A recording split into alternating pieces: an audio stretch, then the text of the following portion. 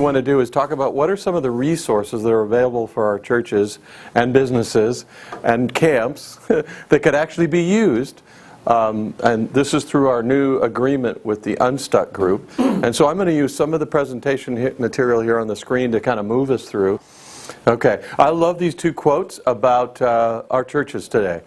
Andy Stanley says, "Your church is perfectly designed to get the results you are getting." And we talked earlier about change and the old way of doing things and the new way of possibly doing things. And Mark, you pointed out which one are we in, which era. Hey, we're in all those eras today. They all blend together. And so what we need our churches to understand is the results you're getting is because of the way you're doing church. Maybe there's a way that you could actually change. Gene Apple, who spoke at one of our events last year for us here in Orange County, Eastside Christian Church, said with more than 80% of churches plateaued or declining and thousands closing their doors annually, we all know there has to be a better redemptive alternative. And this is why we've established the 80-20 project goal of our church health team, that by the end of 2020, we want to see if you can imagine the speedometer, we're at 20 miles an hour now. In the last year and a half, we're up to about 39 miles per hour, or 39% of our churches are healthy. So we've got about 2 years left, not quite. We want to get us up to at least 80% of our churches healthy. And then our teams are also available to actually do work with folks outside of our network of churches as well. But let me just walk you through some of the stuff that we've already talked about and some new things. First off, we have some ways to help discover church health. You've been looking at some of them already today with StratOps. Lifecycle we already went through. Cycle support report that I did online that you will now have access to. Vital signs as well. Discovery weekends, we use this is developed internally at TM by one of our church health consultants who's done over 3,000 consults now with churches. So we know about church life cycles. We've all got one. Here's the right way to draw that graph, by the way, that I didn't do. So you see how I missed the center line? Oh, that makes sense. Now that's how it goes. So the 7 stages of health from birth to life. And we've already been through this. And what we did was, this was our assumption, health begins by admitting where you are. If you can't honestly say where you are in that life cycle, then you're really not ready to start doing change, because you need to start working on those things. So at this point, I want to show you, this is a report I did on a church that we have that's in trouble, and I used their numbers. I'm not telling you the name of the church, but they're in this life cycle of life support systems at the very end. And here's how the assessment works online. You can go there as an individual, and Bob, you could just go there and say, I want to do this org, I want to do this, and you can go there and just enter your information only about your own company or somebody you're working with. Mm-hmm. And it's no charge to you, and you get a report out like this that shows you the general characteristics of that stage that this particular church is in, the life support stage, and it shows you where that is, and it gives you the primary things that we see in life support churches at that stage. Some of those are in my notes today, some of these are new. The way they got that is asked you about 40 questions. It takes me, I can get through it in about 20 minutes. So you can go in and actually do a group of where you are. This is good because if we do it like this on the board with everybody in the room, they tend to have that, what's that natural tendency where if Matt says it's okay, or if the guy that's really influential in the church. Groupthink. Yeah, groupthink, or error of central tendency is the other. But you just go to that, oh, that must be what it is. You do it individually, it combines it all for you in one report and gives you back a report. That's free of charge now with our national agreement. You can go there today to the website and do it. Now, this is the one we talked about, life support. What could we do at the end? And I wanted to answer your question. I think it was yours, Mark. What do we do? On the page that I have for you, it doesn't have this, but radical change. Let me give you 3 radical ways to make change in a church. Here it is. Pastors, fire yourselves. How's that? Is that radical enough? Pack the boxes. Tell the new team your experience, what's broken, what's working, what's not. Communicate all the new initiatives they need to tackle and the things ministry, and I call this from There's a book out by Henry Cloud that I think is one of the most excellent books on how to end things and how to begin new things. It's called Necessary Endings. And out of that book, I developed this idea, and I think it's his idea, but I'm taking it today because I'm speaking on the video to you. It's his. That there are things you need to stop, things you need to change, and things you need to start. And one way to use the list we had up here is, what do we need to keep doing? What do we need to stop, start, and change? They're just different words up here. And you have your teams work through that. Now, what was Cloud's book again? What's that? Cloud's book was? Necessary Endings. Did I say that? Maybe I didn't. But so here's the radical idea. Find yourselves, fire yourselves, and once the departing team decides on what you're going to stop doing, then you have this discussion and you come back together and say, okay, let's hire each other. Now let's figure out exactly what we need to do. We're relaunching the church. You get the idea here? It's physically like saying, we're going to stop, but you confirm this new direction, a new decision, and you start over. So this is a great exercise for a fresh start, where you reboot everything, just like on your computer. You know how it works? Computer's all clogged up. My iPhone does this every once in a while because I don't erase stuff, and I got 60,000 things open in the background, and I forgot. And you need to close them all and reboot. That's exactly what this is. And you reboot everything, starting with a new vision for the future, a new team values, new ministry strategy for new people. You relaunch new worship service and evangelism efforts. You relaunch that. Everything needs to start with a new beginning. That's kind of radical. What I'd encourage you to do is actually use an outside facilitator like our church health team to help you walk through that process. That's one way to do it. Here's number 2. This one might be more radical for some of the pastors in the room. Hire a new pastor. Sometimes our pastors are the ones that are in the way of things moving forward. It's not always the case. And you start to make radical changes and live another day for Jesus because you got new leadership. Third radical change. Give the keys to your church to someone else. Remember, in life support is what we're talking about here. What do? Now, I'd recommend you talk to Transformation Ministries before this happens. And just so you know, we don't own the churches at Transformation Ministries. But usually in all the clauses of your bylaws it says, if you ever are going to close, we'd like you to talk to Transformation Ministries so we have this conversation about what to either do with the funds or how to reopen a new church. Because we think that the kingdom still needs to keep going. So, some of you have heard the example here of the church down in Anaheim called City Church, where Kyle Bottaberger is. Kyle started out of Biola. I gave this example at the Barnabas Group. That's how I started in Orange County. And I said, this is how church transition could go if God was in the middle of it. Here's a young man at Biola, doesn't have a church, thinks I'm 2 years into my seminary education. I should start one. Hey, why don't we start it in a bar? That's the only place I can do it. They have the poles there, and the girls are using them on Saturday night. You get the idea of the bar. That's where he decides to meet. Now, Kyle has spiked hair. I think it was a different color. He was working in Hollywood in the lighting industry with fog machines and the whole thing. So he thought, cool, we're going to be in a bar. He starts a church where I would say Jesus would probably start a church there. Because that's where people are. And they weren't afraid to come to church in a bar because, well, if they were awake from Saturday night, or if they'd been there before, they knew where the bar was. They didn't go home. They didn't go home. Yeah, maybe that's the case. So what ends up happening is the church grows so big, there's so many people coming, they outgrow the bar.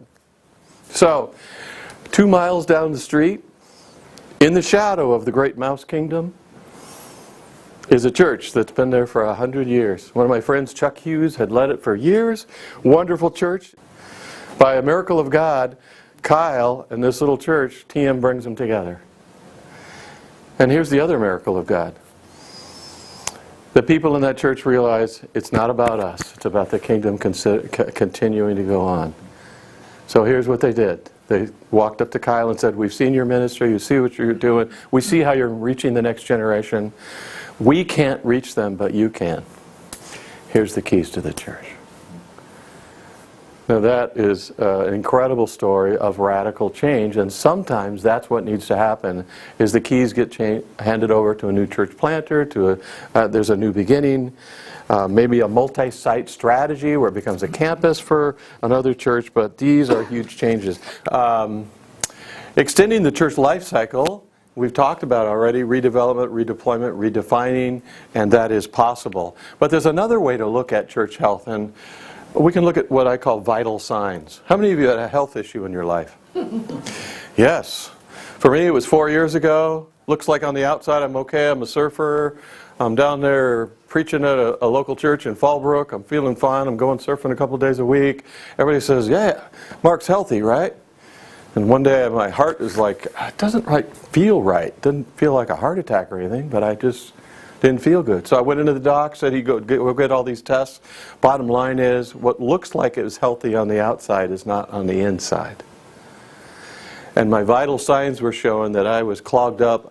If some of you know this, and you should as guys, there's this vein down the back of you called the widowmaker, because it feels like you're just having a little back problem, but mine was close to 100% blocked in my artery. And there were 3 others that were so blocked that all the local doctors said, we can't touch it, we can't do it, we've got to do open heart surgery. And I did not want to become part of the zipper club. I said, if there's an easier way. So I found a doctor who could do it, best in California, went to USC Medical Center. He got in there and basically opened up the arteries again with stents, which is why some of you didn't get to eat my salad today, because I'm now more of a vegetarian than I am in beef, because it does make a difference, at least in my life and in my family. Guys, this is the same with vital signs. There are things that clog up the arteries of your church, of our businesses, of our camps, really achieving what God wants to do. And so what the vital signs did, Mark, you brought this up earlier, there's a great book by Lyle Schaller in the growth phase of, what do we call that? The growth years of, it was all about church growth years. And about 10 years Lyle was writing, and he has this great book that says, numbers that every pastor should know. Most pastors don't even know what to do with those numbers, but he wrote this book. Here's an easier way to do it. Now, Tony has brought out this book called Vital Signs. And it basically looks at some areas like this you'll see on the screen. How has our attendance changed? Growth in attendance is one tracker of church health. That's only one. What's your year-to-date average? You'll notice the different colors on the screen there.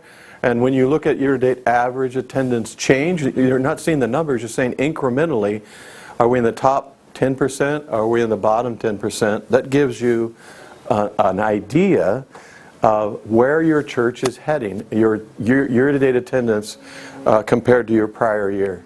Another is percentage of baptisms. Matt was sharing with me new baptisms at First Baptist Alhambra. Yes, God, awesome, transformed life.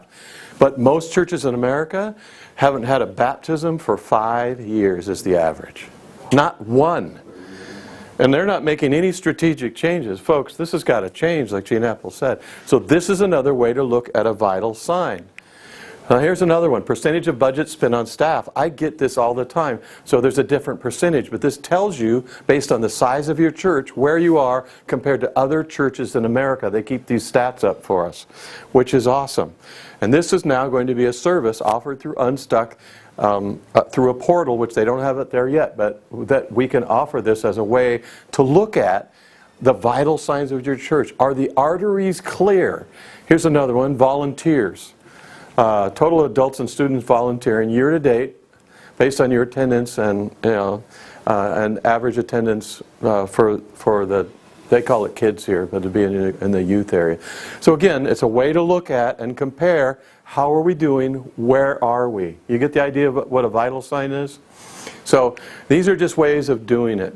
A couple of last quotes for you. One of my favorite books by J.D. Greer is Gaining by Losing. And he uses John 12:24 throughout to talk about Jesus' measure of church is not seating capacity, but sending capacity. And that the churches that are healthy give away both their people and their resources to expand the kingdom of God.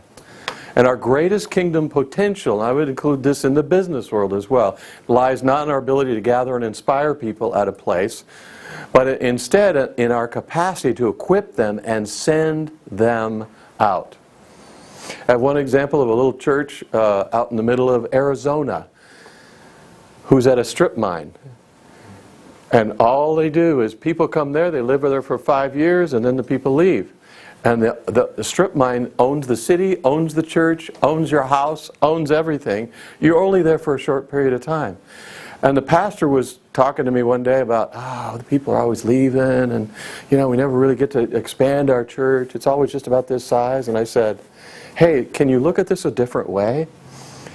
You actually get to train up new disciples, disciple them for 5 years, and when they leave, you send them out as missionaries.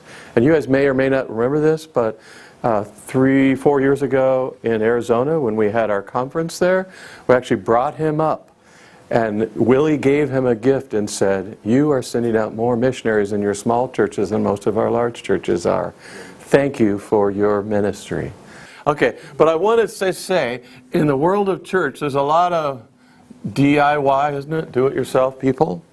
A lot of people who would like to take their church to a new level, and they like to use resources if they just had the resources. And some of them can actually do it. So I call this content resources. Books, articles, and those, instead of paying money for them, if you are and I'm going to put this over the top so nobody's unclear on this. If you're a missional partner church with TM, who knows what missional partner church means? 3%. A 3% giver to what is our goal? To be on mission. In our old ABC days we said, well, you give 10% and it supported this building. I can tell you, I don't get anything, or Willie, out of this 3%. This all goes on mission because this building, now we've leased out, it pays our salaries. That's pretty awesome to be part of a, when you go and look at ministries who you want to donate to, World Vision, all that, and you see, only 1% of it goes for administration. 100% of this goes into mission. Planting churches, developing pastor leaders, offering new resources like this to our churches. So if you're a 3% giver, everything you see up here is going to be at either a free or a reduced price. Okay? If you're not, then there's some sort of fee that we will talk about and negotiate with you. Does that make sense? So I just want to put that over the top. So all these books, all these articles, here's a bunch of white papers. Tony's really an insightful guy. Did you get an idea from some of the stuff Kirk did that just asking great questions?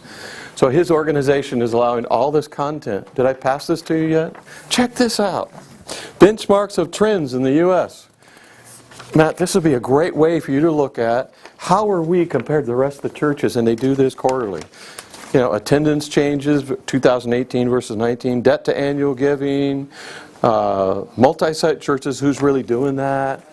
You'll see some things on here on ministry reach. What strategies are the churches using to reach their communities? So this can help you there. Connecting you up as your church networking. We encourage all of our pastors to be in a pastor mentor group, to be under a coach. Ministry finances, how are you? Are you healthy? Here's some tools to help you get healthy. Ministry staffing and leadership. And then in the back here, a little bit about where most of our churches are, and you'll see that versus the 80%, the 20% rule. It's just a really helpful resource. That's free online to you as a TM church, as a resource. That look helpful at all? So the other thing that's available here to you, we looked at earlier, was can I write this, life cycle analysis? And vital signs. I call these content because they're not really telling you, some of the books will, what to do, but they're just content. So those are now available to you online. So let's go to the next phase. The Unstuck group has come up with what I call some great online resources. So say you don't want to listen to Kirk and Mark anymore, you'd rather hear it from Tony Morgan, who wrote all this stuff. He's done some classes. The classes are pretty incredible. I can tell you that we've been beta testing a few of them ourselves. What this is some of his best ideas from doing StratOps, all these other things over years, and you'll notice the areas that they're in. are things like mission, vision, values, expanding the front door, closing the back door, enhancing your worship, your weekend services, volunteer engagement. There's 12 sessions. Now there's two ways to do all these courses I'm going to list up here. This is the first one. One is called a public course, and one's called a private course. Okay? So, public course, you can actually get onto Facebook and go through this course with Tony Morgan as your advisor. And there's some guys at Unstuck that will actually talk you through it. And so once a quarter, once a month, whatever they've got what I call cohorts. Although that's a real loose word for this, because this is a course that's paced at your own pace, 12 sessions. You can finish it in a year easily. Some people go faster, some people slower, but the public Facebook stuff is kind of impersonal. It's, you can submit questions and hear answers, but you're not face-to-face, you're not getting coaching. This is where a private course comes in. Your church health team is going to do what I call, these are real cohorts, where we'll actually put 3 to 5, like in this room, you're hearing from several churches, they're learning from each other. As you go through this together, you'll learn from each other, and we will actually have a coach, let's say it's Kirk Mackey, who will be your coach for the next 12 months. And we'll agree that we start on this date, we end on this date, and then we'll keep you accountable to actually do it. And you'll have people on the phone with you. We'll be there in face-to-face once a quarter. We'll be on the phone with you every month, just for a 1-hour session. Say, how's it going? What are you learning? Where are you going? And that is a better way to learn, because you've got some accountability to it. Mission, vision, strategy. The big ideas of why do we exist, where are we going, how will we get there. And this just gives an overview, some great charts and graphs of ideas to talk it through with your team, and what's your next step. And then there's always, in Tony's material, always what he calls growth engines. Those come out of the Strat Ops material, where you have a growth engine that says, if we do these things, we're going to grow. Remember, this one sign of a healthy church is growth. One side of a dead church is there is no fruit anymore. So this gives you everything to just kind of think through if that works for you. We like to let you know the value of it. Here's what TM did for you to get this national agreement. We paid a flat fee so all our churches can get in here.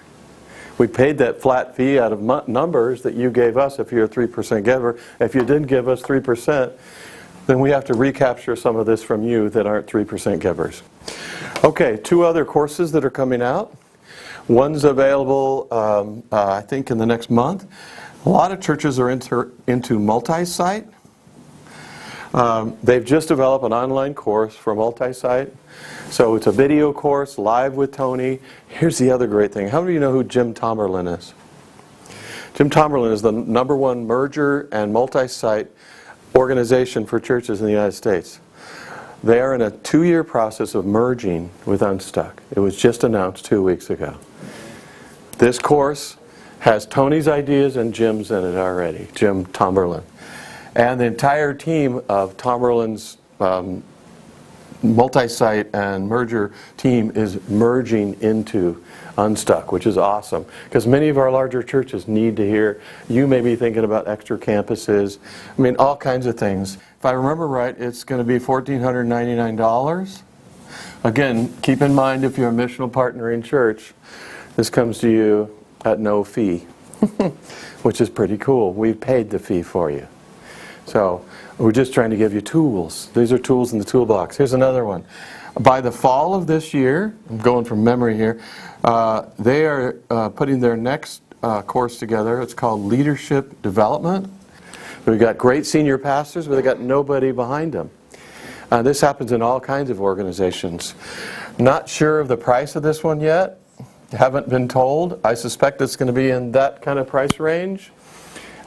Again, we just like to let you know, what's the value of being part of TM?